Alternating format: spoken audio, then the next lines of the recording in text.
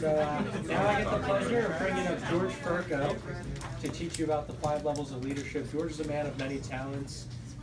He dresses well, but from what I've recently learned, he crawled through the dirt of Africa and hunted ginormous beasts.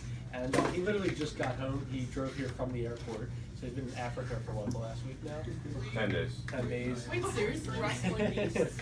So, maybe a little bit more tan than usual, but he's going to give you the goods on the 5 levels of leadership, teach you how to go from a level 1 leader to a level 5 leader. So let's bring him up, George Ferko.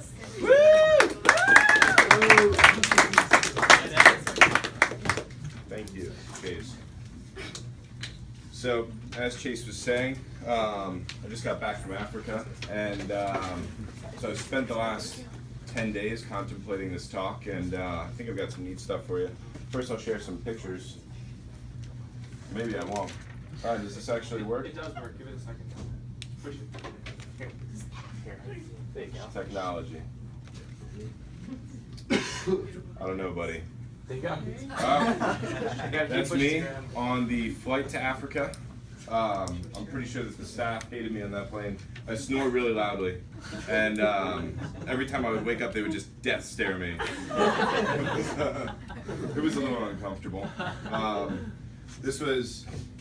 Africa's an interesting place. It's a lot different, especially South Africa, where we're in the wilderness, and the property that I took a lot of these pictures on is owned by a mine and a power company. So there's a mountain of coal, literally a mountain. You can see it in the distance and it looks like a mountain. And it's just a pit mine and they pull it up on top, but there's tons of wildlife there. It's incredible. Yeah. That's my guide, Rian. Rian's a South African dude. Made the trip really entertaining. We're just waiting next to a tree here. This is the villa that we stayed in. It's a hut. There's no internet or anything, but it's kind of neat. There's a whole staff. They did a really good job with my laundry. All my clothing is clean. It's the first time I've come back from a vacation without any dirty laundry. It's incredible. So really neat place. This is our truck. These are some of the other folks there. This is our camera guide, Cordier. He's also a fantastic musician. The tracker, Joshua. That guy can find anything in the woods. That's my dad right there. My grandfather's somewhere around there. We traveled together. This is the first water buck I've ever shot. It's pretty cool. I shot it, yeah. The sun was going down. We spent a whole day looking for this thing. At the end of the day, the guide, Rian, said to me, he's like, some days are shooting days, some days aren't. So the villagers ate that night. It was a good thing. Here's a bunch of, so you can't see this. This is actually the same spot over here. Sitting next to a tree. There's a bunch of buffalo. Buffalo are these huge beasts. When they run, they knock the trees down. It's incredible. You hear them run through the woods, and it's just like they're crushing trees. They're really neat things. And then, not long after that, I saw a kudu. There's another huge animal come through here. Probably the most delicious meat. That's my dad, right there. That's my grandfather. I also saw an impala over there. Yes, I did. This is after 3. So those first few days were exciting. Then we changed the areas that we were in, and I spent 3 days, as Chase was saying, crawling through the African red clay-filled sand. I have thorns, scars from thorns, like all over me, trying to find a wildebeest. You see, when we hunt these animals, we look for ones that are older and that are going to die anyway, and then they butcher them and they feed them to the villagers and stuff like that. So you don't take young ones. So we spent 3 days, and I saw more wildebeest than I could count, and none of them we took. So you can see how happy everyone is after 3 days of watching me hunt animals. They're getting a little weary in it. And then finally we found a wildebeest that was big enough. Everyone was happy after that. This is our guide's dog. His name's Zool, which is Afrikaans for blunt, apparently. They name all their dogs after smoking paraphernalia. It's a pretty interesting camp habit. The most exciting part of the trip was right at the end, and I had texted John. John's not here right now, because I believe that we nearly got kidnapped on the way to the airport. The guy at the gas station put gasoline in our diesel engine truck, disabling the truck. The general manager called some random guy to take us. This is everyone being really happy after the truck's been disabled. You can see their happy faces in sorrow. The guy, I thought he was going to kill the gas station attendant. It was very close. And then this random guy shows up, and he's like, yeah, we're going to stop and pick someone else up, and he's going to show us the way. I'm like, we're definitely getting kidnapped by this guy. So I sent, yeah, I have pictures of the driver's license of this guy and stuff, and I sent them to a bunch of people. I convinced him not to stop on the way to the airport. We made it to the airport, and now I'm here. I survived. So, Great story. Thank you. It's a neat thing, hunting, hunting is really, it's peaceful except for like a few seconds. You spend a lot of time just kind of inside your head thinking about things, and that's what I did for these last 10 days. I thought about this business and life and this talk a lot. And when I was starting to write this talk, I actually gave this talk almost exactly a year ago. So I looked over my notes for this talk, and I looked over my notes from John Maxwell's book, which is what this talk is based on, the 5 levels of leadership. And I was struck with this feeling of just insane gratitude. A year ago this time, I just trained a guy named Amir Davis Jr. And it's funny, without your notes and your journals and stuff, you don't really remember things exactly as they happened. Amir was this incredible kid. He's from Walter D. Palmer, which is a high school that's now closed in Philly. He was one of 39 in his graduating class, the only one in his graduating class still attending a 4-year college. He was going to Penn State Brandywine. He was raised by his grandmother, who instilled him with all this wisdom and mostly just persistence. He's a refuse to give up kind of guy. So Amir graduated from training, and before I tell you what happened, this is his NCSA basketball recruiting personal statements, intense. So this is something you put online for yourself so other recruiters look at you and maybe you get into college for basketball. It's mandatory that I go to college because it's not an option for me, it's a must. I don't have a choice, no matter if it's for basketball or just my major. It doesn't matter how or what way I get through college. It's my goal to be successful enough to get a degree and move forward in life so that I can get my mom out of the hood. He used the word hood in his personal statement. I can't be worried about her while I'm away. I want to know that she's safe, but until then, I'm going to grind till I don't have nothing left in me. My dreams and goals are to go to the NBA and be successful in life by having my own business, creating my own sneakers and clothing lines, staying out of jail, being a good father to my children, have my mom live comfortable and safe away from the hood, and go to college, preferably D1. So Amir was insanely determined. He graduated from training, he had his first sale. And then his mom was never around when they were younger. His grandmother actually left her house to him, and he was kind of the caretaker for his younger siblings. Right after his first sale, his little brother got shot to death in Philadelphia after a pickup basketball game. And then I never really heard from Amir again. The reason, so Amir was never, the best rep, obviously. I didn't get his sample kit back. I lost contact with him because his cell phone number changed. But the reason that story is important is because we're in a unique place in this business. Something you've probably heard before is that you can pay people to be physically present, but you can't pay them to be mentally present. And Amir was mentally present, and he gave me the gift of allowing me to lead him, right? And that's something that we have here. As sales trainers and mentors of people, we get to do that because other people believe that we can deliver something to them, just like he believed that I could deliver something to him. And that's a special thing. Most other places where you go, people get paid just to show up. But here, people are here because they believe they can take something special away. He believed that as well. And even though he never sold a lot, and we never became close friends, and he never got promoted or anything, that's important because whether a training class or an interview or whatever is one person or 30 people, whether you're talking to someone one-on-one and they've sold $50 or $50,000, you have that same chance there. They're there because they want to listen to you, because they want to be led by you. So then it's your responsibility to deliver the goods. That's the hard part. That's what today's talk is about. That's what this book is about as well. The 5 Levels of Leadership is about learning to deliver the goods to as many people as you possibly can. Each level, your circle of influence grows larger to the point where it's unmeasurable. It could be infinite at the level of pinnacle. And I think that each of you has in the packet for today probably the graph, or whatever you call that, diagram of the different levels. And it's an interesting opportunity that we have here. You see, we get to show people that if you put in work to learning and developing yourself, that you can make more money this week. Think about that. That's what our sales training and coaching really teaches people, is that if you use your brain right now, you won't maybe make more money 4 years from now. You can monetize your own growth and development this week.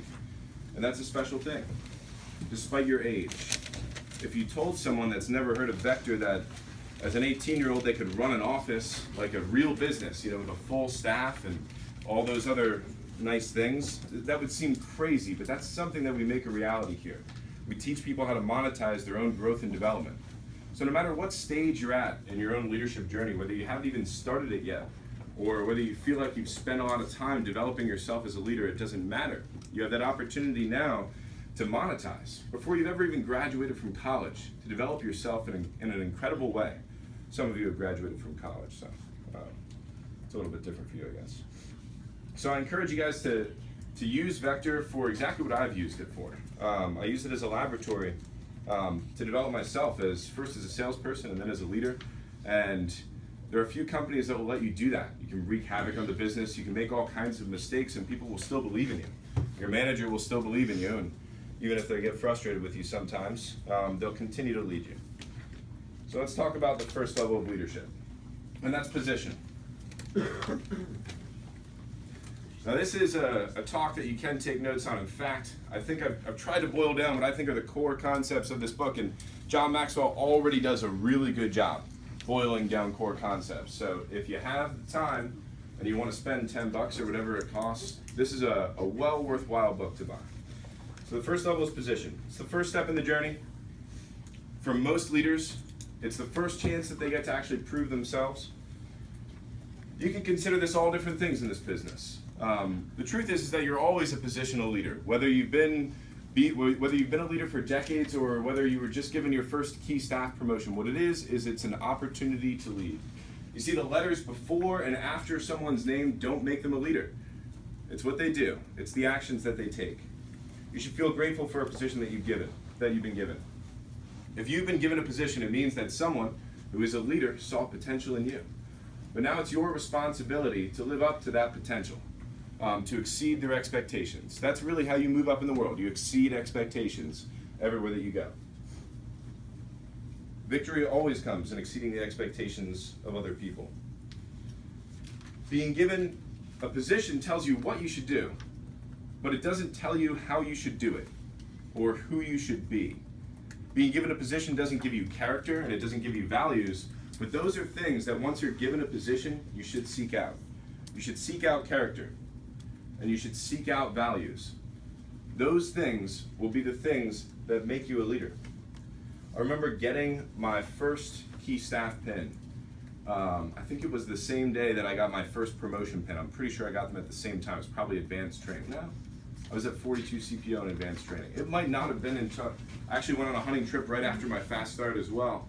It might have been right after that. But I felt so good about that key staff pin. I felt filled with pride.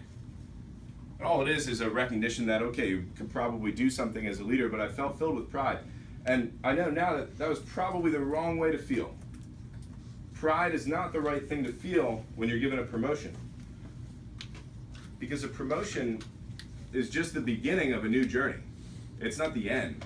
It's not an actual victory, it's an opportunity. What I should have felt was probably a feeling of responsibility. That my manager saw something in me, and now I need to live up to that responsibility that I've been given. But I didn't feel that way. And Vector's a place that taught me that. Is that promotions, they're not the kind of thing that you go out and you get hammered after. Promotions, although there's a time and a place for that if you're 21, I guess. Promotions are the kind of thing where you buckle down, you focus, and you plan. You celebrate after victories. victories can be measured in more than just a title. I learned that having an established position, here at Vector, I learned that having an established position is always important. The next step that we're going to see here is permission, and it's about building relationships with people, which is what most people would consider leadership to be. But position never loses its importance. I learned this working underneath Elijah.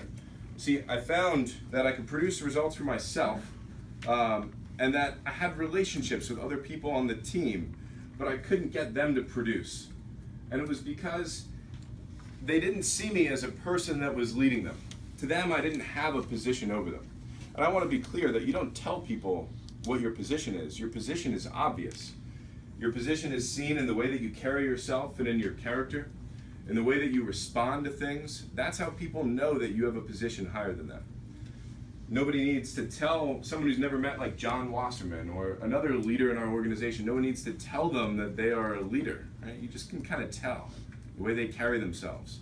When someone says something unusual, the way that they react, because they have that control, they have that character.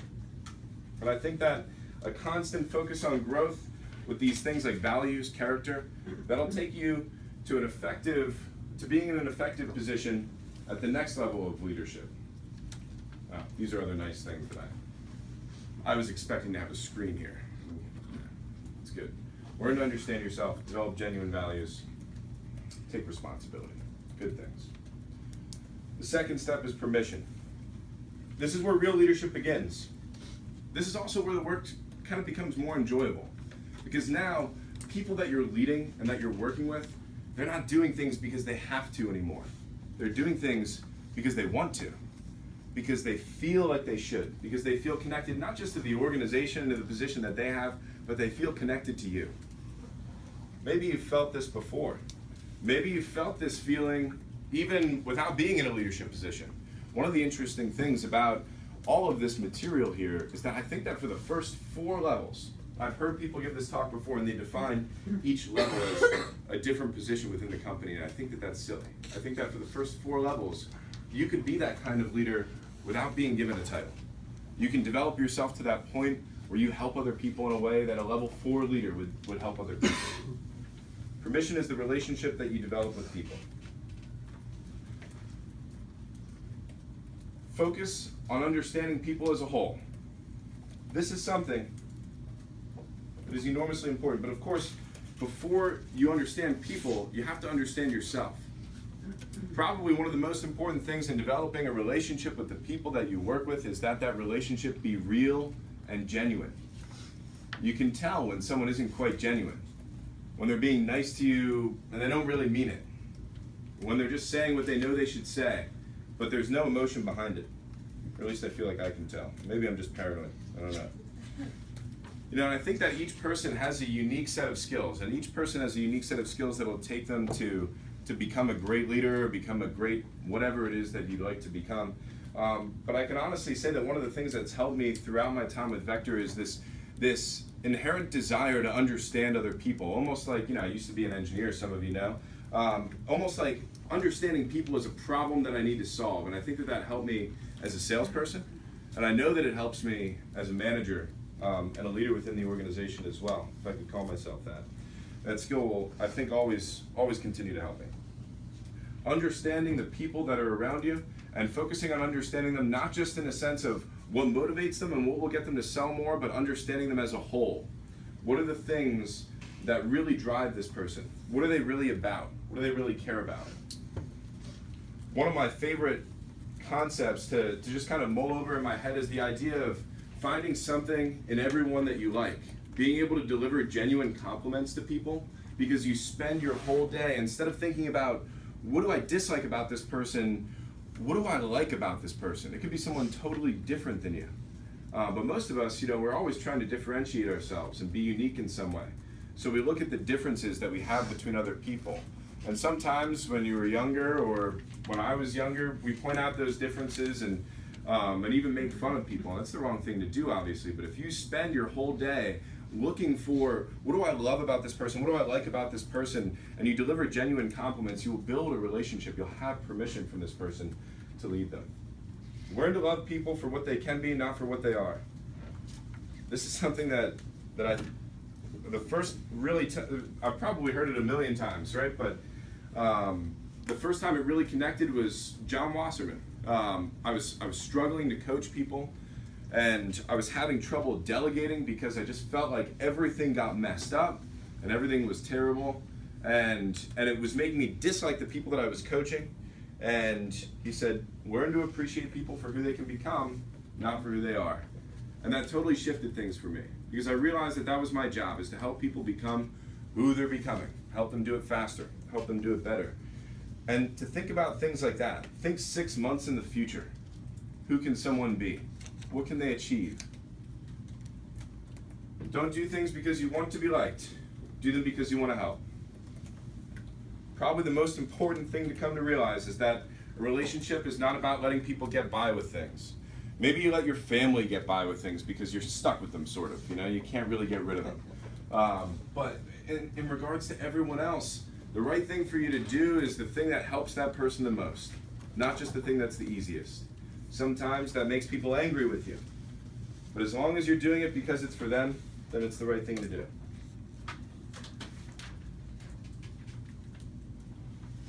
So, a question that you might ask yourself as a leader, and there are a few questions here, you'll want to write these down for sure, is where am I at with a person that I'm trying to influence or a person that I'm trying to lead?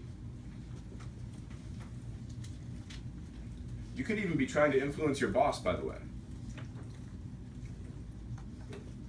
The title that someone holds is irrelevant here.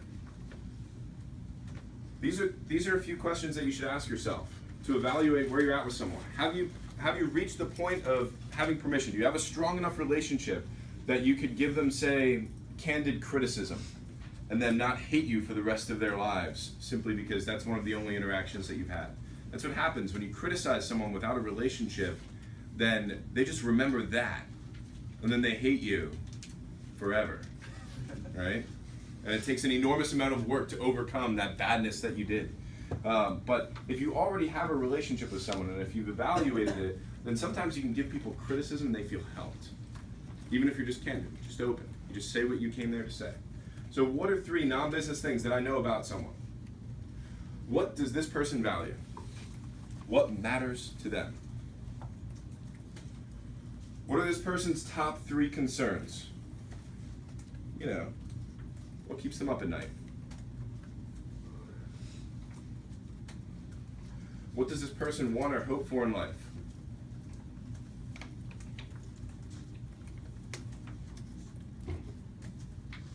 If you don't know what direction someone wants to go in, how could you possibly help them find the way there?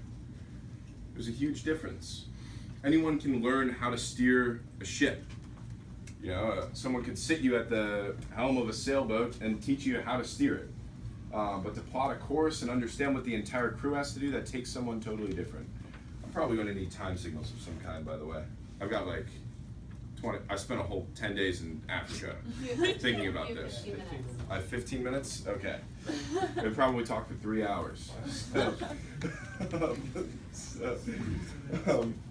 What does this person want or hope for in life? And the goal here of getting to know someone isn't just to influence them, isn't just to affect the business, it's just to be a great leader, to have influence. Those other things, they come secondary.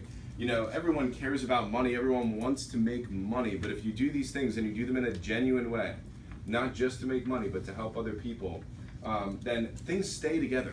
Relationships hold things together. All the other things that we talk about, they don't matter. People don't follow positions, they don't follow results, they follow other people. And if you have a relationship with someone, then they'll stick with you and you'll achieve great things together. Here's some other questions that I would ask myself before having a candid conversation with someone. You'll notice that most of this part is geared towards having towards being able to be honest with people. I think that the idea of developing a relationship is something that everyone does in a different way. You relate to other people in different ways. Each person is unique, right? And you find your way of doing that, getting to know people. But the difficult part is becoming able to be hard on someone. I know that it's something that I struggled with as a young manager. You don't want to tell people to phone more, even though you know they should. You don't want to tell people they need to go to this meeting, even though you know it will help them. Those are things that are hard as a leader, as a manager. even to tell your fellow sales rep, because you don't want to be the guy that's telling them that they should work more. But we all know the numbers. Most people in America, they retire with nothing. They leave nothing to their families. And they never had anything that made them feel significant or fulfilled. So, questions that you should ask yourself. This is a little bit more, by the way, but it's worth writing down. First, have I invested enough in the relationship to be candid with them? That means just be straight, be honest with them. Have I spent enough time actually developing it? Leadership is a slow process. You know, we're quick to create results because results do equal retention, and we'll talk about that in the next level of leadership as well, and that's something that we do here. But before you start giving people hard criticism, have you spent a lot of time with them? I think what you'll find is that developing your status as a leader with anyone takes time. It takes lots of time. And sometimes that investment doesn't work out, by the way. Sometimes people leave before you could ever really reach the goal that you had for them. Sometimes the relationship that you had with them breaks apart. That happens. But for the people that it works out for the people that your time investment pays off for, it pays off more than you could imagine. Do I truly value this person as a person? Not just as a number or someone else that I need to influence. But do I see the value in them? Do I believe in them? Am I sure that this is their issue and not mine?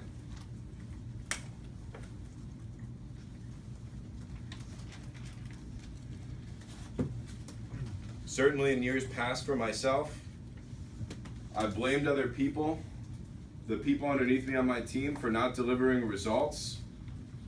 I've asked myself, why can't this person just be X, Y, or Z, right? Why don't they work harder?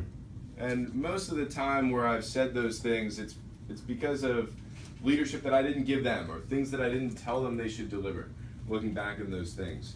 And I would say that literally 90% of the times where I wanted to give someone a piece of my mind and have like a candid conversation with them, it was my issue and not really theirs. Or partly my issue at least, and that I should have taken responsibility more. I'm glad that I never had some of those conversations. Some of the ones that I did have, I'm glad that I did. Am I sure I'm not speaking up because I feel threatened? One of the things that you may find that you fear as you move up through different leadership positions is that you feel threatened by the progress of others. What if they get a better territory than me? It's not far away. Territory selection is 6 months away, less than that. What is it? Less than that. Less than that.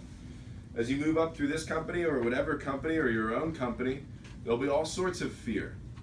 I really admire people. You know, it's an interesting thing about our era is that we don't really have heroes. We don't have political heroes. We don't have athletic heroes because we have things like social media. So everything about everyone's life is completely exposed. And we don't get that chance to really develop a hero in our minds, but there's a guy today, Elon Musk, who just always seems to do the right things, and he might be the only hero that we have left. He might be the hero of our generation. And this is someone that does things like gives away the patents of all of his technology so that other people can compete with him, because he doesn't feel threatened by them. And that's an important quality of a leader. Is the issue more important than the relationship? That is, am I willing to lose this relationship over giving them this information? Knowing that the information might improve their life so much that it would be worth it to no longer have that relationship with them. Does this conversation clearly serve their interests and not mine? And in the sake of time, we'll skip the others. Gotta get better at writing shorter talks. You know, when you have a relationship and you're candid, you always run the risk of destroying that relationship, but for the people that it works out for, man, does it help them a lot. And if you can learn to have fun as a manager, you can be candid more often. One of the reasons that we have things like Mario Kart and ping pong and foosball in our office is so that I can tell people how much they suck over a game of Mario Kart or whatever. And it's really hard to be upset with someone as they're telling you how terrible you are while you're playing Mario Kart because your focus is on just winning the game. And it's fun, and that's okay. It's a friendly thing though. It builds relationships, and I think it's important. Production is where things really start to move forward. This is where you really start to gain momentum. If you uphold your vision, if you do what's best for the group and not just for the individual, you'll move forward as a leader and you'll start to produce. Level 3 leaders get results. It's probably my favorite vectorism, and I have no idea where it comes from or if it even comes from me, but it's that results equal retention. Results equal retention. The biggest limiting factor in a young manager's growth is that they don't help people get results, and they think that just being nice will retain people, but it doesn't. Not a single bit. Especially in the environment that we work in. High morale can exist because of relationships, but high morale also always exists when people are producing. When people are producing, they're always excited. You got all these cool animations. The high morale is finicky without high production. If all you have is a relationship, relationships break down. People lose faith. Bad things happen in their life. And if there's not a high level of production, they won't continue to be retained. Production means always outworking your team. I think that leaders that are well respected by their peers and by their subordinates always outwork their team. In fact, we say it in training, or at least I say it, and I think it's in the training notes, is that I will outwork you. You can try, you'll fail if you try to outwork me. I'll work harder than you will to make you succeed. Be disciplined, be organized, be persistent. Production comes from hard work. And when people see you working hard, they follow you. Always follow through. Be decisive. Decisiveness might be the biggest factor and what makes someone incredibly successful and what holds people back. People that are successful make decisions. People that are great leaders make decisions even when they're hard. As a level 3 leader, you need to make a lot of decisions. You need to decide to be successful before you try to help others be successful. You can't tell someone to do something that you've never done. It's ridiculous. You need to always be willing to work harder than others and to hold yourself to a higher standard. You need to make yourself accountable to others. And that means that you have to allow other people to give you criticism when you don't follow through. And you have to take it in stride. You have to set tangible goals and actually reach them. Or at least fight for them until the end and let other people see you do that. There's a statistic in this book, and there's a large Gallup poll about what are the qualities that people look for in leaders, and they test tens of thousands of people across all different industries. And the quality that, it's like 29% of people, their number one quality was leading by example. So if you want to be a leader so that you can sit back and relax, you're in the wrong business. You should just be a subordinate. You could teach elementary school or something. Nothing wrong with teaching. This is a great thing for young people. But you don't really have to, work long hours all the time. Accept responsibility for personal results. Admit failure and mistakes quickly and humbly. Ask from others only what you have previously asked of yourself. Gauge your success on results, not intentions. Actions do not equal achievement. Actions do not equal achievement. When I was a young manager, my first few months as a district, I realized that I should really only think of work when what I'm doing that is work is when I'm actually talking to people. Not when I'm doing all these administrative things and random other things. If I'm talking to people, that's working, and everything else is preparation. And I think of people like my mom. My mom is a consultant. She charges, a pretty high hourly rate, which seems ridiculous to most, but is actually pretty reasonable for industry. The amount of homework that she does for a client is incredible to achieve that hourly rate. She seems to always be in a state of working. This is true of if you ever hire a life coach. They might charge you $500 for an hour in a month, and that seems ridiculous. But what if they prepared for 15 hours just to deliver that 1 hour to you? There's a preparation that goes on there, but that isn't work. The work is the stuff that you get paid for, and in this business, in all businesses as a leader, you get paid to talk to people. That's what you get paid to do. And further on down the road, I started to develop more efficiency with those things. Can you decide to remove yourself from situations where you are ineffective? And that is, can you put other people in positions to produce alongside of you? What are the rainmaking activities of a sales manager? As I continued to move throughout my production journey, I realized that it wasn't just talking to people that I should think of as work, that I should have a vision for what are the 3 main things that I should focus on if I want to be a really productive leader where I should grow myself. Maybe these things will be different for you. One is recruiting. Are you a good recruiter? What do I mean by recruiting? Let me give you some ideas. Recruiting shows that you have complete control over what's going on. Recruiting squashes people's fears about working with you. You show control, absolute control. You squash fears, all of them. And you build a strong desire to be part of what it is that you're doing. That's what good recruiting is. It's done all over the place. It's done on campus. It's done on the phone as a receptionist. It's done in interviews. Good recruiting makes you able to build a large organization. The second rainmaking activity is success planning and coaching. That is understanding people, helping them create a long-term vision for what it is that they want.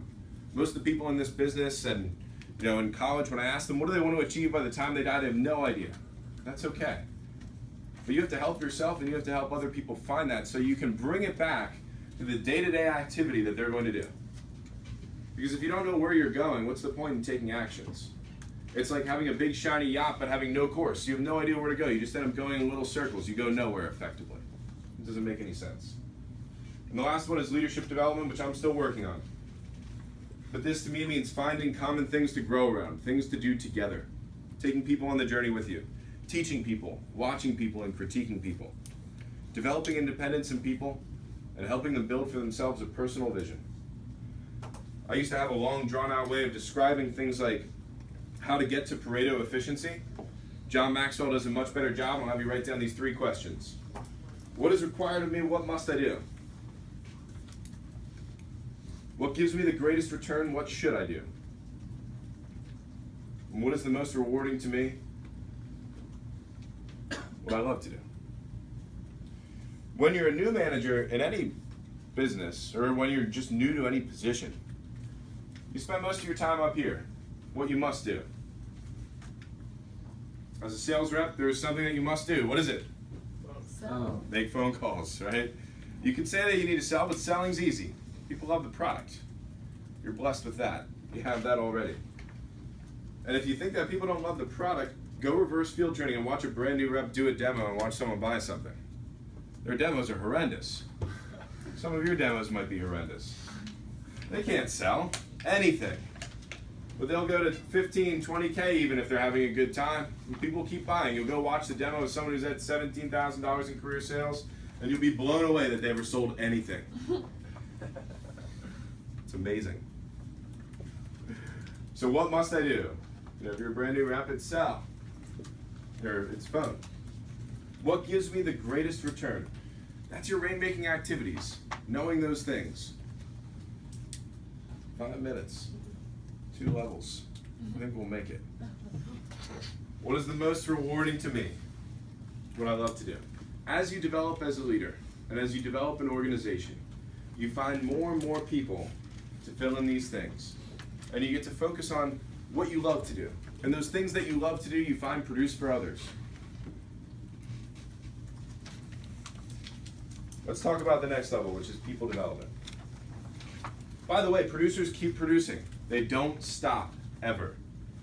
There is no victory. There is no point that you reach where you've finally arrived. There are little victories, and you should celebrate those. But there never comes a point where you're like, I arrived, now I don't have to do anything else. You just have to do more. The more you achieve, the more you need to do. The more you achieve, the more you have to give back, and the more responsibility that you have. Achievement's not for everyone. But if you think it's for you, you should go after it.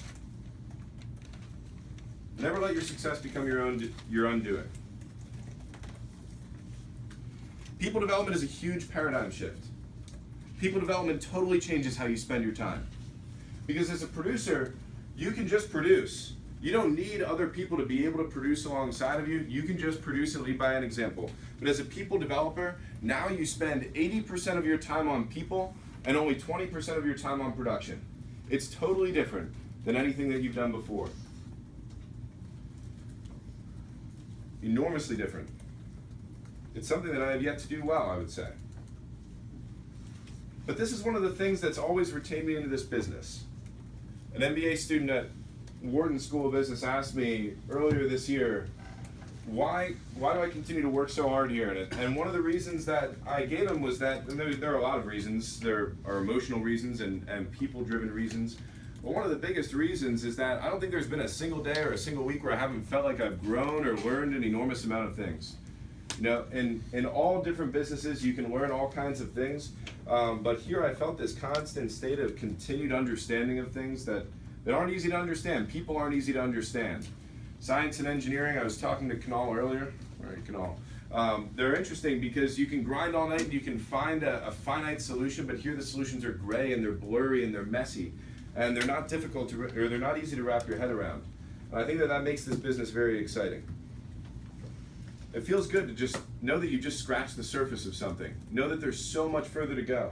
And for some of you, you might be thinking to yourself, I haven't even fulfilled the expectations of the position that I've been given. You're all the way down here at the bottom. But that means that you have the greatest case for growth. There's so much to learn here. There's so much more to come. And that's an exciting thing. At least it's exciting for me. I'm excited for you. The test of your leadership is not what happens when you're there, but what happens when you're gone. That's Ken Blanchard. You know, and I think about me leaving for Africa and the performance of our office when I'm gone, and I realize that, you know, there's a reason why our office didn't perform as it could have. And it has nothing to do with the people that were left here behind. It has to do with the process for preparing your leaders. And if you ever plan on having an organization that continues to work while you're gone, I think that this is a thing worth writing down. Step 1, I do it. See, I know I can do that. I know a lot of my people can do it as well. But step 2 and step 3 are here the things that I think you really need to spend a lot of time on. You need to engage people in the demonstration of your leadership. So we have people watch an interview, but we don't tell them what they should be watching for. So it's difficult for them to be engaged. We tell people to watch training, but we don't tell them why and what they should be watching for. These things are extremely important. Coaching. I think sometimes, at least for me as a young manager, I was in such a hurry to get someone to be able to do something else in the business so that I could focus on something else that I just totally skipped this part. That is watching them do it and helping them figure it out. Being there for them. It took me 4 years to realize these things. If you guys are paying attention, I just saved you 4 years. You're welcome. Step 4. They do it. You do it. Empowerment. They do it and they achieve. They get the result. I remember when I first started running interviews, and now my interview numbers are among some of the best, at least in the Northeast region this year. But in my first interviews, and I was interviewing horrendous people and hiring them, people that should not be in this business. And they still wouldn't show to training because I was terrible and I was making mistakes. And I think that sometimes you have to realize that you have to get through those mistakes and keep going. Keep up that level of activity and reach that level of empowerment. It is that feeling of I can do it. And even better is that feeling of I'm the best at it and now I'm going to teach other people to do it too. Man, does that feel good. Those steps are important. Any breakdown in these things, by the way, and when you leave your organization, it falls apart. These steps need to be taken with each person. And just like before, relationships take time. Creating people development takes even longer. The investment of months and years in people, most of the time doesn't pay off. Most of those people won't stick around. But again, the ones that do, those people have the potential to become your friends for the rest of your life, to stand next to you and lead through business with you, to build great big organizations with you, to go with you wherever you go. Those things are definitely worth it. Hopefully I saved you some time there. Development of leaders requires leadership culture. That is that you champion leadership. Again, that you always lead by example. That you teach leadership on a consistent and frequent basis. You remind people what you're here to learn. And you practice leadership. And you help emerging leaders to plan and execute. You help them to fail and succeed.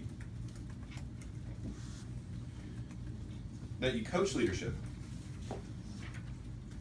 What I mean by that is that you review people's performance. That you not just help them plan and execute, but that you go back over it and you help them do it better the next time. That's what coaching is. And that you reward leadership above, oh, no, come on, there we go. That you reward leadership above all other things. This is done from the very beginning. Here's the thing. You must always keep these steps in mind, and as a leader, you must progress through these steps. But people that are at level 4, when they hire someone new into their organization, they're thinking about these things. They're thinking about how can I develop another leader in the organization from the very beginning. Not if this person works out, then maybe I'll give them a shot. From the very moment that they hire them, they're looking for that. They're searching for it at all times. A constant focus on people development is what is required. And level 5 is the pinnacle. This person transcends development, their organization, their company, and even their industry. A person at the pinnacle of leadership is someone that other people will seek out, that they'll call, that they'll email relentlessly and try to get their opinion, that they'll constantly look for what they can provide.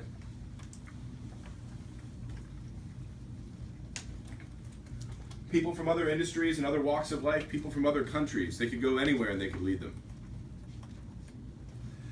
This is the first level where I really think someone needs to be promoted beyond a brand new representative on the team or beyond a manager of an office. Because this person is a leader who develops leaders that develop other leaders. It's a mouthful, isn't it? Wrap your head around that. And in order to do that, you have to have some higher level of position, some sort of reputation, right? You have to have done these other things. You have to have developed other people. You have to have produced at a very high level, so that other people just know that your name is a household name, that people will know you when you walk into a room. That's the pinnacle of leadership there. Leaders have a legacy. They leave things behind. Jack Welch was the CEO of GE for years, for 30 years. And there's not a single person that works for that company that doesn't feel the impact of his leadership as a CEO. One of the best CEOs to ever exist in America.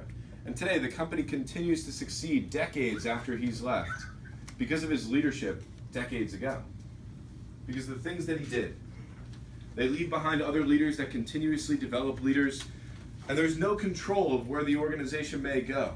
There's just the knowledge that they help people in a massive way. I have some final thoughts. Things that apply to all of these levels. Just remember, never stop growing. The second you stop growing, you fall back down through these levels. You must be in a constant state of growth and learning. Understand yourself completely so that you can understand others. Clarity of self. How could you possibly relate to others without understanding what you want specifically? Without knowing where you're going specifically? Whatever specifics you can provide for yourself, you can use those to relate to others. Always lead by example and never stop. There is no break.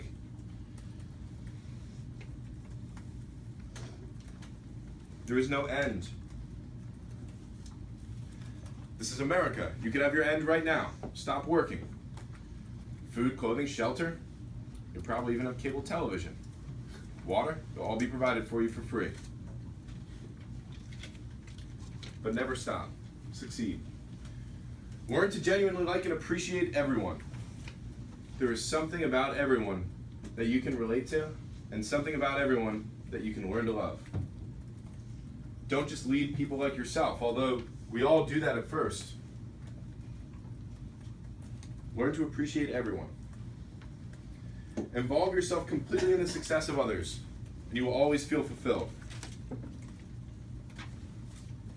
It's hard to feel bad about being stuck in traffic in the morning when your mind is completely on the success of others. It's hard to feel bad about spending 16 hours on an extra hot flight from Africa when your mind is completely on what you'll deliver to others later that day. Celebrate victories, but remember that a point will never come when you've actually arrived. Your brain's risk-reward system requires that you have fun when you do something good. So do it. Celebrate. But realize that you've never arrived. You've never reached a point where it's like, I just don't need to do this anymore. And for people that are successful at the highest level, they never stop. Some people are just driven endlessly. I have a friend that's about to receive somewhere between, I would assume, $10 and $20 million inheritance, a small inheritance as he called it. And he's been driven throughout his entire life to learn skills so that he can do something with that money. He's worked harder than I have because he's never arrived. The point that he gets that inheritance is not his arrival, but it's his beginning.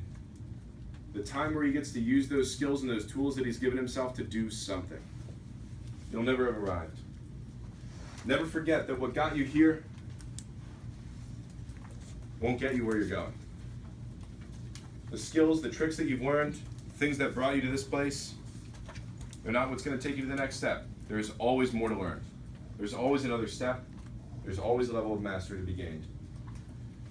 You guys have a long journey ahead of you, as do I. One that's meant to never end.